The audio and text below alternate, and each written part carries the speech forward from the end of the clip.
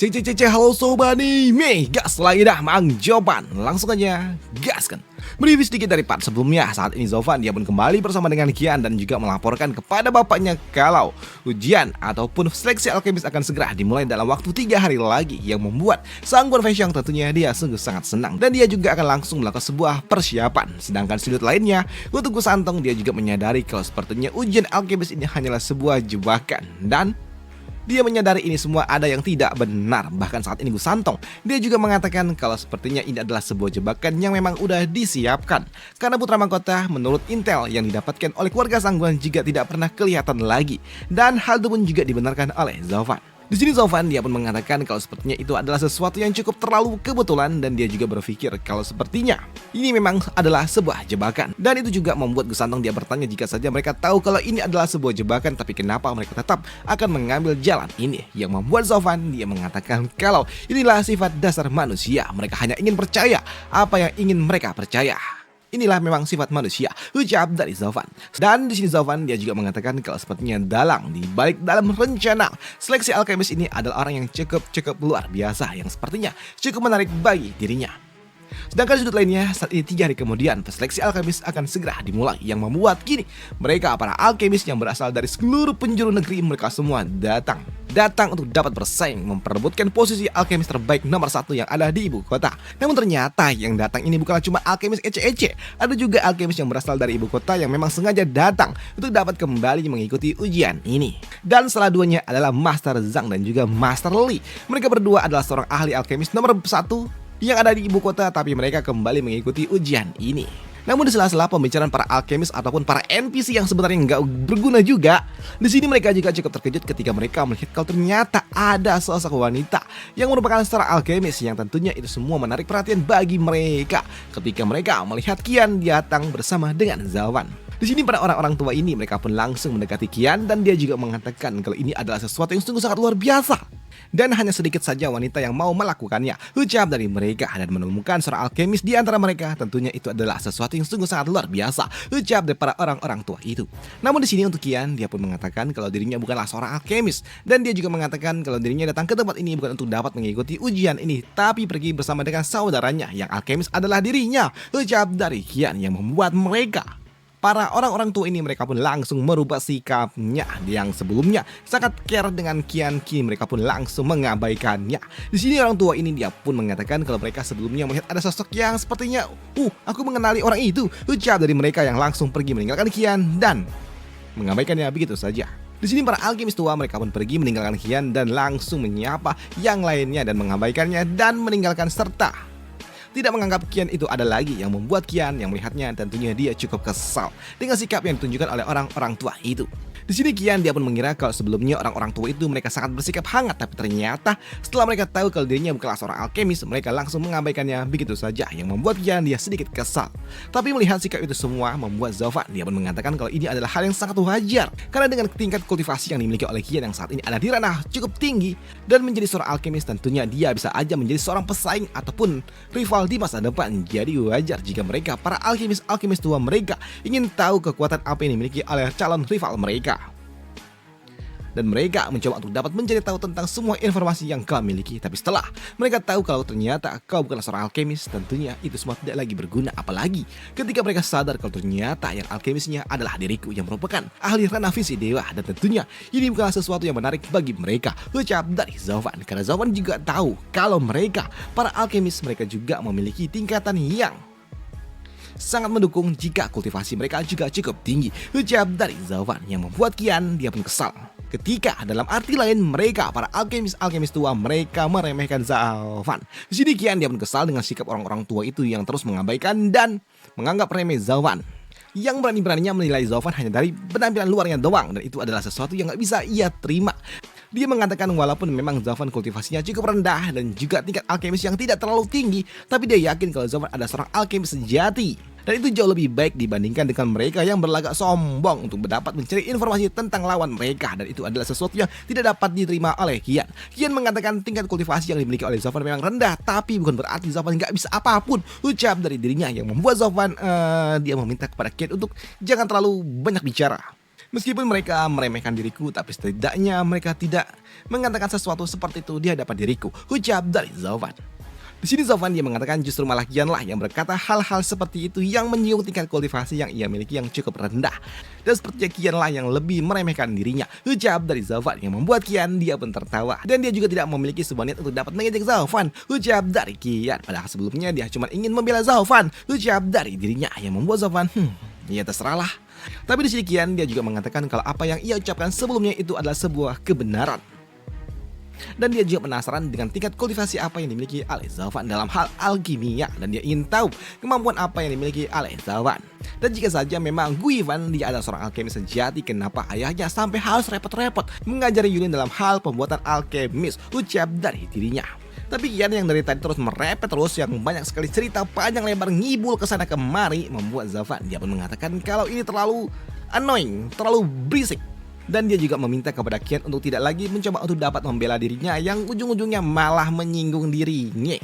Dan dia meminta kepada Kian untuk berhenti dan jangan terlalu banyak bicara, ucap dari Zovan yang membuat Kian dia pun tidak terima. Di mana dia mengatakan sikap yang ia tunjukkan kali ini adalah sebuah sikap yang memang selalu diberikan oleh Zovan, ditunjukkan oleh Zovan hingga membuat dirinya yang saat ini hidup bersama dengan Zovan. Jadi dia terbawa sikap yang diberikan oleh Zovan, ucap dari Kian. Namun di sini untuk Kian dia juga mengatakan kalau sebelumnya dia sedikit memberikan semangat kepada Yulin, tapi ketika dia mencoba untuk dapat memberikan semangat kepada Yulin yang mendapatkan sebuah pelatihan dari para tetua agung dan juga ayahnya, dengan kata-kata motivasi yang ia berikan justru malah membuat Yulin semakin frustasi. Padahal niat awalnya adalah memberikan semangat kepada Yulin, tapi Yulin justru malah tambah frustasi yang membuat Zovan yang mendengarnya dia pun tertawa. Dan dia senang ketika Yulin dia benar-benar frustasi, karena dia memang senang membuat Yulin menjadi frustasi seperti ini.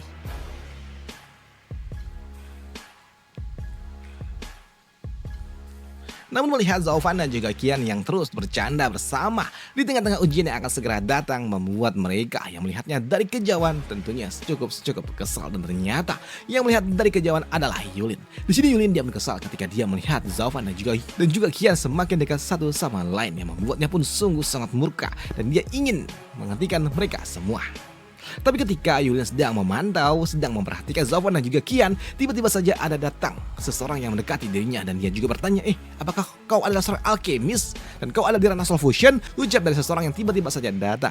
Di sini orang tua ini dia pun mengatakan kalau dia yakin kalau tingkat alkimia yang dimiliki oleh Yulin sungguh sangat luar biasa, mengingat kultivasinya cukup tinggi, dan dia pun yakin kalau dia adalah seorang ahli yang sangat luar biasa, ucap dari orang tua ini. Namun orang tua ini yang terus datang dan juga merusuh membuat Yulin dia pun kesal dan meminta kepada orang tua ini untuk pergi dan jangan mengganggu. Namun di sini Yulin yang sangat kesal dan mendengar ada orang yang mungkin hanya bisa dia lampiaskan, membuatnya pun berpikir kalau dia memiliki sesuatu yang harus ia lakukan, dan itu membuat Yulin dia pun mengatakan, apakah kau ingin tahu siapa diriku? Ucap dari Yulin. Tapi di sini Yulin dia mengatakan mungkin saja tidak ada yang tahu tentang kemampuan apa yang ia miliki, yang membuat orang ini dia pun semakin penasaran dengan kemampuan apa yang dimiliki oleh Yulin, dan itu membuat Yulin dia pun mengatakan, jika saja kau ingin tahu kemampuan alkemis apa yang aku miliki, maka ikutlah dengan diriku. Aku tidak bisa memberitahukannya di tempat seperti ini, ucap dari Yulin, yang membuat orang tua ini tentunya dia senang. Dan ketika dia mengikuti Yulin pergi menuju sebuah gang, tiba-tiba aja dia dihajar oleh Yulin. Yulin dia pun melampiaskan amarahnya kepada orang tua yang ada di dekatnya, yang tiba-tiba aja muncul ketika dia sedang emosi. Jadi Yulin dia melampiaskan amarahnya kepada orang yang ada di sebelahnya itu, yang membuat orang ini tentunya dia pun kesal dan dia pun marah. Kenapa tiba-tiba aja dia malah dihajar seperti ini, ucap dari dirinya, padahal dia tidak memiliki dendam apapun kepada orang yang ada di depannya itu. Tapi kenapa tiba-tiba dia dihajar, ucap dari orang tua ini, dan dia pun bersumpah kalau dia akan membalaskan ini semua, ucap dari orang tua ini. Namun tak lama setelahnya, kini pintu gerbang istana Feiyun pun terbuka, yang membuat seorang penjaga dia pun datang dan juga melaporkan kepada mereka para alkemis yang ada di luar sana kalau ujian akan segera dibuka. Dan ketika penjaga membuka pintu, di sini mereka para alkemis mereka semua langsung bersemangat untuk dapat mengikuti ujian alkemis yang akan segera dimulai.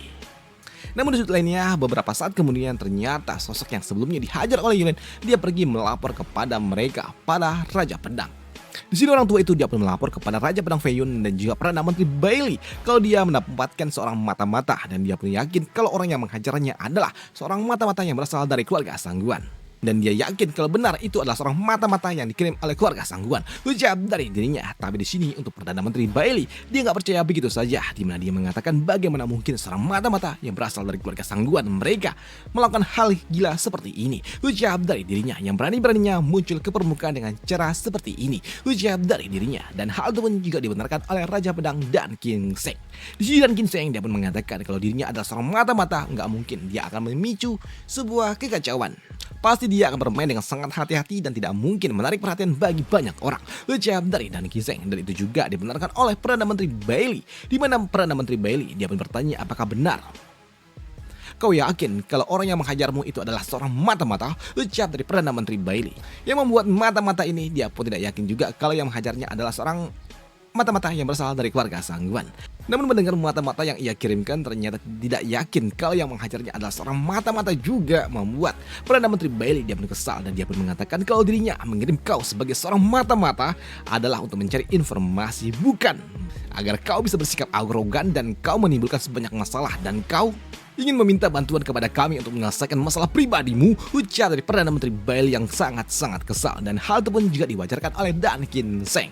Di sini Dan King Seng dia pun mengatakan jika dia adalah seorang mata-mata yang bijaksana, bagaimana mungkin dia bisa bersikap arogan seperti ini, ucap dari Dan King Seng.